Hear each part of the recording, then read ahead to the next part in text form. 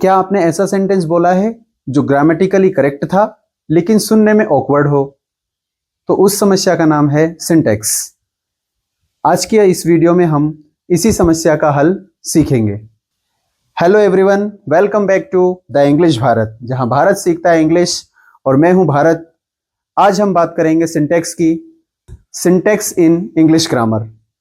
Syntax ये decide करता है कि किसी भी सेंटेंस में कौन सा वर्ड कब आएगा, किससे पहले आएगा और कौन सा बाद में आएगा। सिंटैक्स एक इतना इंपॉर्टेंट टॉपिक है जो आपके स्कूल एग्जाम्स, कॉम्पिटिटिव एग्जाम्स और स्पोकन इंग्लिश में भी बहुत ही इंपॉर्टेंट है।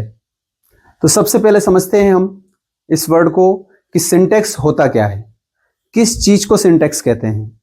सिंटैक्स का मतलब होता है कि किसी सेंटेंस में वर्ड्स का ऑर्डर क्या होगा, वो किस तरीके से अरेंज किए जाएंगे, कौन सा पहले वर्ड आएगा और कौन सा वर्ड बाद में आएगा।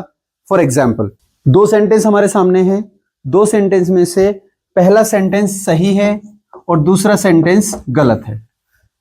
यह इसलिए है क्योंकि पहले सेंटेंस में सब कुछ अपनी व्यवस्थित जगह आया है। पहला सेंटेंस सही इसलिए है क्योंकि इसमें आने वाले वर्ड्स अपने निर्धारित स्थान पे हैं, यानी सही एप्रोप्रिएट प्लेस पे वो रखे हुए हैं।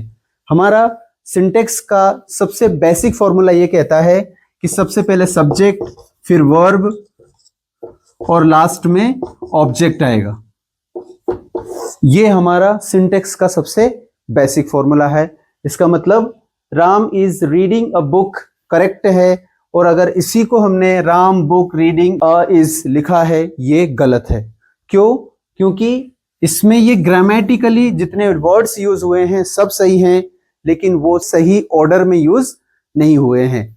ऑर्डर मतलब उनका क्रम सही नहीं है, किसको कहाँ आना था वो अपनी सही जगह पे नहीं आया है, इसलिए ये सही है। This sentence is correct, the second one sentence is incorrect. आपको एक कहानी सुनाता हूं।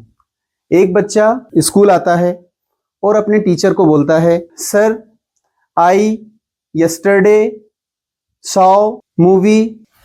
जब ये बात टीचर सुनते हैं तो वो उसको बोलते हैं, बेटा तुम्हारी वोकैबुलरी बहुत अच्छी है, लेकिन तुमने जो सेंटेंस यूज किया है वो सेंटेंस सही नहीं है।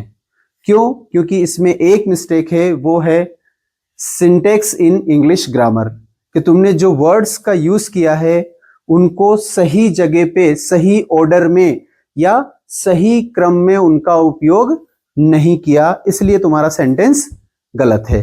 सही सेंटेंस होगा I saw a movie yesterday, और जो सेंटेंस तुमने यूज किया था वो इस तरीके से था, आई यस्टरडे मूवी सॉ। ये सही सीक्वेंस नहीं है। इसको सही सीक्वेंस में हमें इस तरीके से लिखना है, I saw a movie yesterday, जिसमें आई सब्जेक्ट है, सॉ वर्ब है और अ मूवी ऑब्जेक्ट है। हम एक और सेंटेंस लेते हैं ये समझने के लिए कि सिंटैक्स किस तरीके से यूज होगा। हमारा बेसिक सिंटैक्स है subject verb object. Example, I like apples, जिसमें आई सब्जेक्ट है, लाइक वर्ब है, एप्पल्स ऑब्जेक्ट। ये इसका सही सीक्वेंस होगा।